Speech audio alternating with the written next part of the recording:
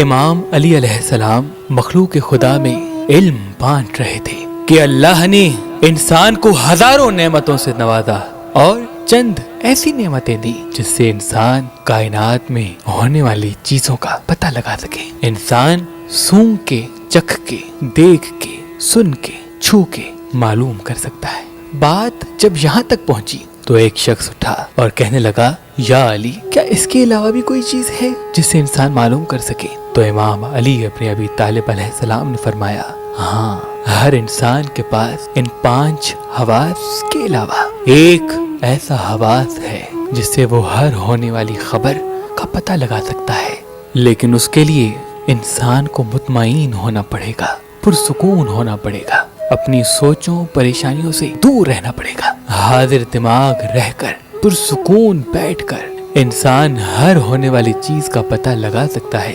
ہر انسان کے پاس یہ چھٹا حواس ہوتا ہے، لیکن بس انسان فضول کی باتوں کو سوچ سوچ کے اپنے اس حواس کو خود سے دور کر دیتے ہیں۔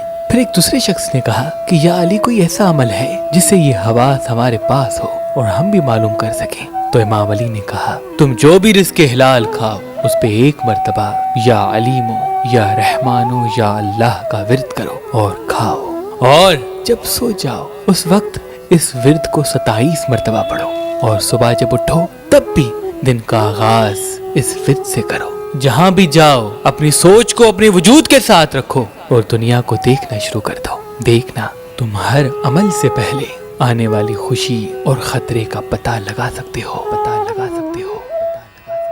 امام جعفر صادق علیہ السلام نے فرمایا کہ ہر مصیبت کو عقیق پتھر اپنے اوپر لے لیتا ہے اور پہننے والا اللہ کی پناہ میں آ جاتا ہے۔ تو ابھی فون اٹھائیں اور دیے گئے نمبر پہ کال کر کے عقیق حاصل کریں۔ اگر ہمارا نمبر آپ کو مصروف ملتا ہے تو آپ ہماری اپلیکیشن جو گوگل پلے اسٹور اور آئی فون ایپ اسٹور پہ موجود ہے وہاں سے، یا ہماری ویب سائٹ مہربانعلی.com وہاں سے بھی عقیق حاصل کر سکتے ہیں۔ اللہ تمام مومنین کو سلامت رکھے۔ اللہ تمام مومنین کو سلامت رکھے۔